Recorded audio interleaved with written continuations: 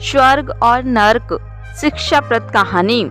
एक बार एक बूढ़ी औरत को उसकी जिंदगी भर की अच्छाइयों के बदले फरिश्तों ने उसकी एक ख्वाहिश पूरी करने की मंजूरी दी। उस बूढ़ी औरत ने फरिश्ते से कहा कि मैं मरने से पहले एक बार स्वर्ग और नर्क दोनों की यात्रा करना चाहती हूँ। फरिश्तों ने उस औरत की ख्वाहिश पूरी करने का वचन दिया और उसे अगले ही क्षण एक बहुत बड़े भोजन कक्ष में ले जाया गया, जहाँ पर बहुत विशाल डाइनिंग टेबल थे। उन पर बहुत ज्यादा स्वादिष्ट दिखने वाले भोजन रखे हुए थे और बहुत अच्छे अच्छे डिश भी रखी हुई थी। मगर उस टेबल के चारों तरफ बैठे लोग बहुत ज्यादा मायूस, भूखे, दुखी लग रहे थे। उस औरत ने देखा कि उन सभी लोगों के हाथों पर कोहनी तक लंबी लंबी चम्मच बंधी हुई हैं। वह लोग जब भी उस चम्मच से खाना उठाकर अपने मुंह तक ले जाने का प्रयास करते हैं तो उनकी कोहनी मुड़ नहीं पाती और खाना उनके मुंह तक कभी नहीं पहुंच पाता।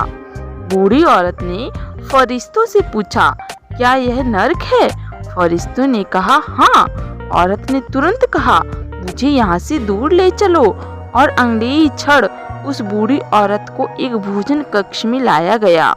उसी भोजन कक्ष में जहाँ पर बड़े बड़े डाइनिंग टेबल थे, बहुत स्वादिष्ट दिखने वाला भोजन और अच्छे अच्छे डिश टेबल पर सजाई गई थी। मगर इस बार डाइनिंग टेबल के चारों तरफ बैठे लोग खुश थे, हंस रहे थे, उनके चेहरों पर संतुष्टि थी। बूढ़ी औरत ने फरिश्तों से कहा, यह तो वही भोजन कक्ष है, वही भोजन है और वही डिश है, मगर फर्क इतना कि यहाँ के लोग खुश दिख रहे हैं। ऐसा क्यों है? क्योंकि इन लोगों की कोहनी से चम्मच नहीं बंधी है।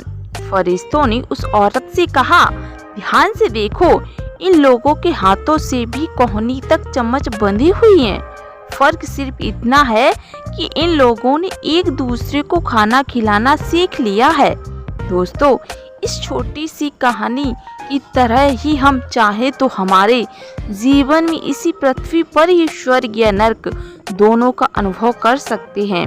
अगर हमें स्वर्ग का अनुभव करना है तो हमें पहले दूसरों के बारे में सोचना होगा, दूसरों को खिलाना होगा, दूसरों की मदद करनी होगी। चॉइस हमारी है, हम चाहे तो हमारी जिंदगी को स्वर्ग जैसा या नर्क जैसा बना सकते हैं। कहानी अच्छी लगी हो तो लाइक कीजिए, इस कहानी को शेयर करके आप हमें सपोर्ट करें। धन्यवाद।